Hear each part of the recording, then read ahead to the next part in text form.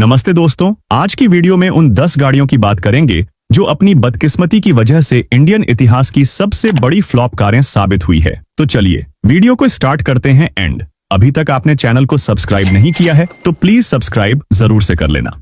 तो हमारी वीडियो की पहली गाड़ी है ओपल वेक्ट्रा, जो एक जर्मन मैन्युफैक्चर एक लग्जरी सेडान कार रही है जिसमें 2198 सीसी पेट्रोल इंजन ही देखने को मिला, जबकि इस टाइम पेट्रोल की गाड़ियों की तरफ लोग भूले से ही जाते थे क्योंकि 10 साल वाली वह फाउंडेशन तब नहीं थी जिसको डीजल इंजन में ना लाके भी कहीं ना कहीं भूल की गई। इस गाड़ी को 2003 में 16 लाख की प्राइस में लॉन्च किया गया, जो आज भी बोरी भर के पैसा माना गया है। तो उस टाइम तो गिने चुने लोगों की गुदरी में ही इतना पैसा था कि इस हाथी को खरीद पाए। वही हाई प्राइस टैग के साथ ही ना तो गाड़ी माइलेज एफिशिएंट थी, ना मेंटेनेंस वाइज पॉकेट फ्रेंडली, जिसके बाद ट्रस्ट वाइज भी गाड़ी ने अपनी इमेज का कबाड़ा कर लिया, जिसके बाद यह फिर कभी उभर ही नहीं पाई। वैसे गाड़ी फीचर्स वाइज बहुत ही रिच और अट्रैक्टिव रही है, लेकिन लोगों ने इतने प्राइस के साथ ऐसा हाथी पालना ठीक नहीं समझा जो गर्मियों में भी रजाई मांगे, जिसको आखिर 2006 में 3 साल बाद ही डिसकंटिन्यू कर लिया गया। इसके बाद आती है शेवरले की SR भी, जो कि एक स्पोर्टी हैचबैक रही है जिसको स्पेशली उन लोगों के लिए डिजाइन किया जो एक प्रीमियम और क्वालिटी हैचबैक लेना चाहते थे, लेकिन इन्हीं लोगों ने इसको सिरे से नकार दिया और कंपनी को चुना लग गया।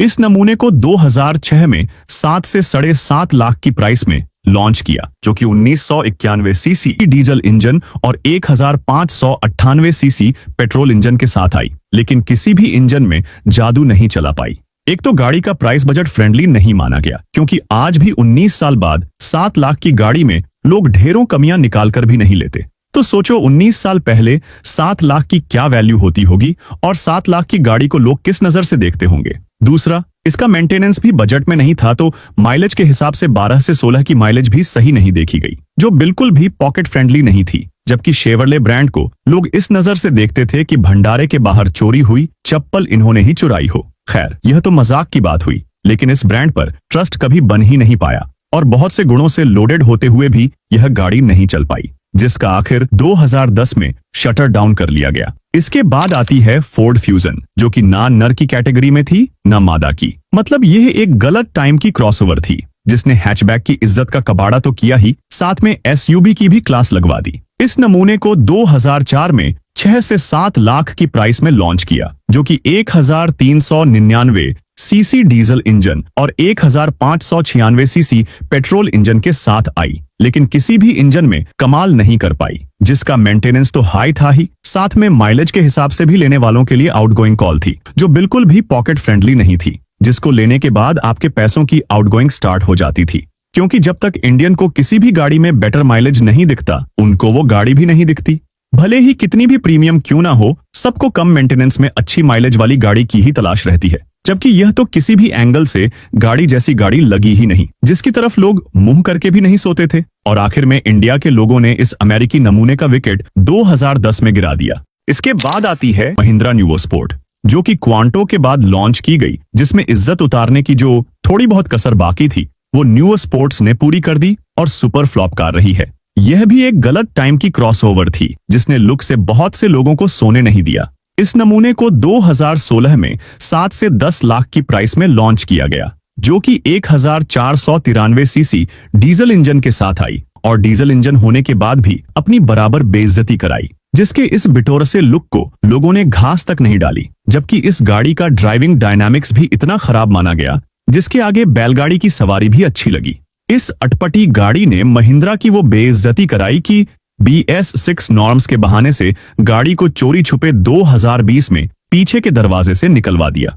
इसके बाद आती है टाटा बोल्ट, जो कि इंडिका विस्टा प्लेटफॉर्म पर बेस्ट गाड़ी रही है, लेकिन जो रिस्पेक्ट इंडिका गाड़ी की देखी गई, बोल्ट गाड़ी ने उस इज्जत की सारी धोती खोल दी, जिसको अट्रैक्टिव बनाने के चक्कर में अजीब बवाल ही बना दिया, जिसका नाम भी सही से शूट नहीं करा। टाटा ने इस जुगाड़ को 2015 में 4.5 लाख की प्राइस में लॉन्च किया, जो कि 1248 सीसी डीजल इंजन और 1193 सीसी पेट्रोल इंजन के साथ आई और दोनों इंजन में टाई फिस हो गई, जिसकी माइलेज तो ठीक ठाक थी, लेकिन गाड़ी वाली वो फील मिसिंग थी जिसके लिए गाड़ी खरीदी जाती है। वैसे यह गाड़ी बजट फ्रेंडली और डिसेंट स्पेस के साथ आती थी, लेकिन उतनी पसंद नहीं की गई कि इंजीनियरों की सही दिहाड़ी निकाल पाए। ऊपर से टियागो को लेकर टाटा भी कुछ ज्यादा ही एक्साइटेड थी कि बोल्ट का छोटा सा बोल्ट तक चेंज करने के मूड में भी नहीं दिखी। तो पब्लिक भी बोल्ट को लेकर कोई खास इंटरेस्टेड नहीं दिखी एंड स्पेयर पार्ट्स जैसे नाम वाली इस गाड़ी को 2019 में मार्केट से गायब कर लिया गया। इसके बाद आती है फोर्ड की मोंडियो, जो कि एक प्रीमियम सेडान रही है, जिसका सीधा सीधा मुकाबला हुंडई सोनाटा जैसी पावरफुल गाड़ियों से रहा है।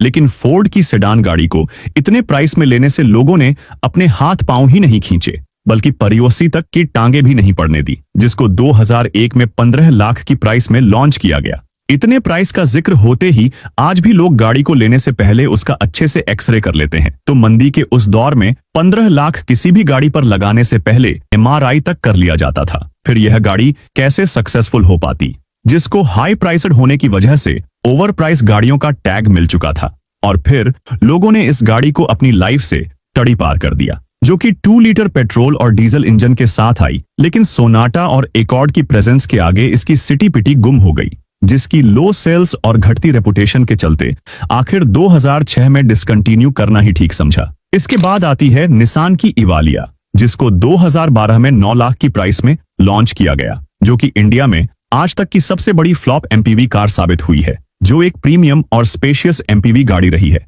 जिसका सीधा सीधा मुकाबला मारुति आर्टिगा, रेनोलॉजी और हुंडा मोबिलियो से देखा गया। लेकिन इवालिया गाड़ी को लुक बाइस बैंगल सा लुक देकर 7 सीटर गाड़ियों में कंपटीशन की जगह बैंगन का रायता फैला दिया। या सिंपल शब्दों में बोले तो इसका लुक 4 पहियों पर चलता हुआ बिटोरे से ज्यादा कुछ लगा ही नहीं। भले ही ये गाड़ी काफी प्रीमियम इंटीरियर के साथ आई और अच्छा स्पेशियस भी रही, लेकिन इसको लोगों ने बैंगन से ज्यादा कुछ समझा ही नहीं, जिसको कुछ एक पैसे वालों लोगों के अलावा किसी ने भी खरीदना सही नहीं समझा, जिसकी ना तो लुक अच्छी रही और ना ही गवर्नमेंट के सेफ्टी नॉर्म्स को पूरा कर पाई, जिसको लो सेल्स के चलते आखिर 2015 में निसान बिक्री लाइन से हटा लिया गया। इसके बाद आती है डटसन गो प्लस, जिसको 2014 में 4 से 7 लाख की प्राइस में लॉन्च किया गया। इस गाड़ी को as a affordable MPV launch किया गया था, लेकिन जब तक बम में दम ना हो, सीटें बढ़ाने से कोई भी 7 सीटर नहीं बनती, क्योंकि ये गाड़ी डटसन को खींचकर ही 7 सीटर करी गई, जबकि डटसन की दुकान तो खुलने से पहले ही बंद हो चुकी थी। तो इस जबरदस्ती की 7 सीटर को कौन खरीदता? किसी भी एंगल से यह 7 सीटर सेगमेंट की गाड़ी लगी ही नहीं। इससे अच्छा तो कोई भी लोकल मिस्त्री गाड़ी बना सकता है। लेकिन इस कंपनी की ये खुराफात अभी तक समझ से बाहर है, क्योंकि एक पॉपुलर गाड़ी के साथ भी कंपनी छेड़छाड़ करने से पहले 1000 बार सोचती है, जबकि इन्होंने तो पहले से ही फ्लॉप रही गाड़ी पर ही लाजमाया। ये गाड़ी 1198 सीसी पेट्रोल इंजन के साथ आती थी, जिसकी वैल्यू रोड पर कम और शोरूम पर ही ज्यादा देखी गई, क्योंकि रोड पर जितनी बेइज्जती इस 7 सीटर ने फील की है, शायद ही किसी और 7 सीटर ने की हो, जिसको लो सेल्स के चलते आखिर 2022 में रिस्पेक्टिव विदाई दे दी गई और सस्ती गाड़ी का यह आविष्कार महाफ्लॉप रहा। इसके बाद आती है रेनो की कैप्चर, जिसको 2006 में 10 लाख की प्राइस में लॉन्च किया गया, जो कि एक प्रीमियम SUV गाड़ी रही है, जिसको डस्टर गाड़ी के ऊपर पोजीशन किया गया था ताकि ज्यादा से ज्यादा प्रीमियम कस्टमर को टारगेट कर पाए। लेकिन इस गाड़ी की ऐसी हवा निकली कि इसने डस्टर गाड़ी तक का कलेजा हिला दिया, जिसके बाद डस्टर गाड़ी ने बेइज्जती से बचने के लिए खुद को कैप्चर गाड़ी की फैमिली ID से बाहर कर लिया और अकेली ही मैदान में लड़ती रही।